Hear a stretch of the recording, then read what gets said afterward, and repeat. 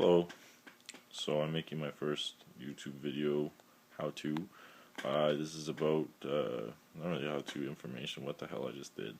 It's just a cheap light bar with a really cool switch on it. So here's the showcase. This is my car. It's a 92 Legacy Turbo, STI suspension, whole bunch of other junk, some Sparco seat, ROM tuned, intercooled, braced. TD05. This is not a daily driver. It strictly sits in the garage and comes out for autocross, rallycross, and a lot of ice fishing, which is fun, especially up here. So there's tons of roads and tons of good places to go fishing. So at night, I go after these weird fish. Look them up. They're called burbot, B-U-R-B-O-T. They're delicious and they're fun to catch. Anyways, you go at night for them, and it's nice having better lights, especially in the stock ones, because the stock ones suck. These are just 4 cheap 100-watt lights that I got for next to nothing, and they put out a lot more light than my stock high beams. It's just a frame that I built out of a whole bunch of junk steel that I had sitting around.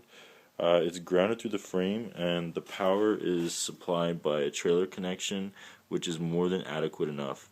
I looked into it and talked to a couple people, no problems. I did the math at one point, I'm not worried. Never had a burn spot, nothing. This is 2 years. And this is not the same light bars in the picture. This is a different one, kind of upgraded to enable a skid pan as well. So in there, the trailer wire goes through, goes to my relays, which are right there, and I got fuses in there too somewhere. They're in there. There we go, right down there. And it goes all the way to the switch, which is ground side controlled. So we're gonna go into the car right now, and that's my steering wheel. 1978 Personnel. I found that in a barn in the middle of nowhere, and I paid the guy $35 for it. It's freaking beautiful. Never even touched the wood.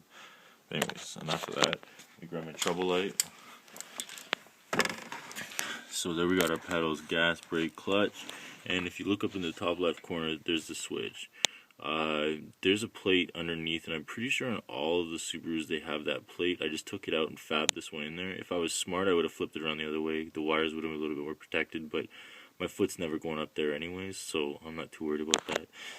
If you feel it and you can't, so I'll give you an idea, you gotta put some force if it's your fingers. If it's your foot, it just feels good. There's some good solid connection, you know exactly where it is.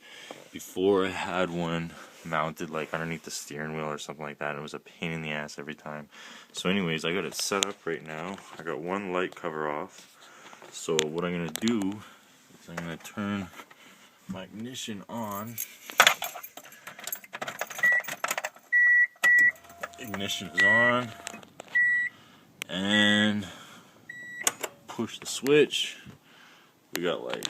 Now if I push the switch again, we don't have light. Skookle, man.